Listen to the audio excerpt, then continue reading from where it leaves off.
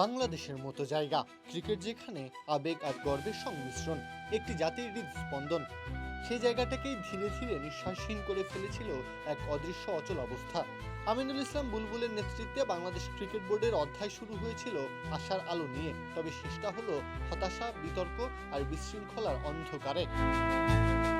জাতীয় ক্রীড়া পরিষদের এক ঘোষণায় ভেঙে দেওয়া হয় পুরো বোর্ড, আর সেই সঙ্গে শেষ হয়ে গেল শেষ পর্যন্ত টিকে থাকা বুলবুলের লড়াইও। কিন্তু প্রশ্ন হলো, এই পতনের বীজটা কোথায় বোনা হয়েছিল?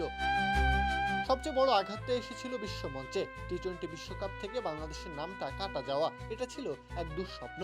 নিরাপত্তার আড়ালে লুকানো সেই ব্যর্থতা আসলে ছিল পরিকল্পনার অভাব, কূটনৈতিক দুর্বলতা আর দায়িত্বহীনতার এক নির্মম প্রতিচ্ছবি। শুধু আন্তর্জাতিক মঞ্চ নয়, দেশের ভেতরেও থেমে গিয়েছিল ক্রিকেটের চাকা। মার্চ এপ্রিল ক্রিকেটের সবচেয়ে জমজমাট সময়, অথচ ঢাকা প্রিমিয়ার লিগে একটি বলও গড়ায়নি। মাঠগুলো জুড়ে শুধুই যেন হাহাকার, সেই সঙ্গে শত শত ক্রিকেটার হারিয়ে ফেলেছে তাদের আয়ের পথ। এর মাঝে আয়োজন করেই আরেক বিতর্ককে টেনে আনা হয় এম নাজমুল ইসলামকে ফিরিয়ে এনে। তাতেই ক্রিকেটারদের সংগঠন cricketers welfare association of Bangladesh, তাদের সঙ্গে বোর্ডের দূরত্ব দিন দিন বেড়েছে।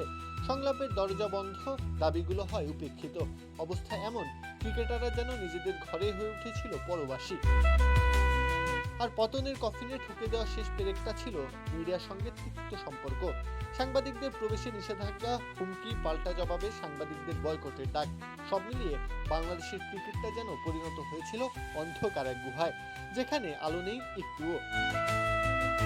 পুরাতন চেয়ারে নতুন করে বসেছেন তামিম ইকবাল, সামনে অপেক্ষা করছে বড় চ্যালেঞ্জ।